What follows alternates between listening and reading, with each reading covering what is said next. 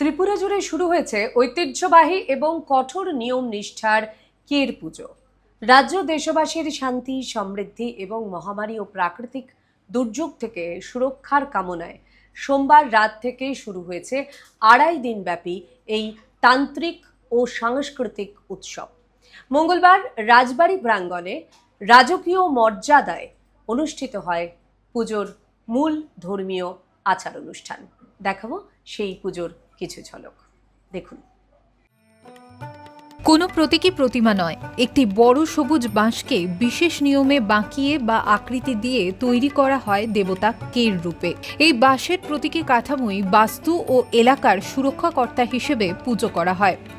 রাজ্য ও সাধারণ মানুষের মঙ্গল সাধন ও দুর্দশা দূর করাই এই পুজোর মূল উদ্দেশ্য। এটা রাজ আমলের পুজো। খার্চি পূজার শুক্লা অষ্টমীতে খার্চি পূজা শুরু হয় আষাঢ় মাসে, তারপর 7 দিন পর এই কের পূজাটা হয়। এই কের পুজো, খার্চি পুজো 14 দেবতা আর কের মহারাজাদের কুলদেবতার পুজো। এটা কালকে থেকে শুরু হয়েছে রাতে 10টায়। আজকে পুজো হবে, বিকেলবেলা ওখানে পুজো হবে বটগাছতলায়, কাল ভোর 5টায় ছেড়ে দেবে কের। কের পুজো চলাকালীন এলাকা জুড়ে জারি থাকে কঠোর বিধিনিষেধ। পূজাস্থল ও নির্ধারিত সীমানায় চারদিকে বাঁশ দিয়ে গণ্ডি টেনে দেওয়া হয়। এই সময় সীমানার ভেতরে যাতায়াত, যানবাহন চলাচল এবং দৈনন্দিন কাজের ওপর থাকে সম্পূর্ণ নিষেধাজ্ঞা। বুধবার সকালে পুজো শেষ হওয়ার পর এই গণ্ডি ভেঙে বিধিনিষেধ প্রত্যাহার করা হবে। আগে রাজার আমল থেকে করে কি লাগলে খার্চির পূজার 1 সপ্তাহ পরে তো এখানে কের পূজা করণ লাগে।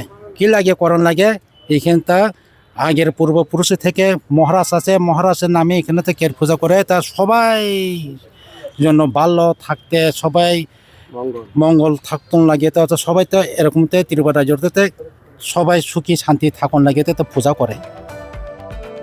উল্লেখ্য, 1949 সালে 15ই অক্টোবর ত্রিপুরা ভারতভুক্ত হওয়ার পর তৎকালীন রাজমাতার সঙ্গে চুক্তি অনুযায়ী আজও রাজকীয় পৃষ্ঠপোষকতায় রাজ্য সরকার এই পুজোর সমস্ত ব্যয়ভার বহন করে আসছে। ঐতিহ্য ও ধর্মীয় ভাব গাম্ভীর্যের মধ্য দিয়ে বুধবার সকালে সমাপ্ত হবে ত্রিপুরার এই ঐতিহাসিক কের পুজো। ত্রিপুরা থেকে দেবাশিস বসুর রিপোর্ট, সিএন ত্রিপুরা।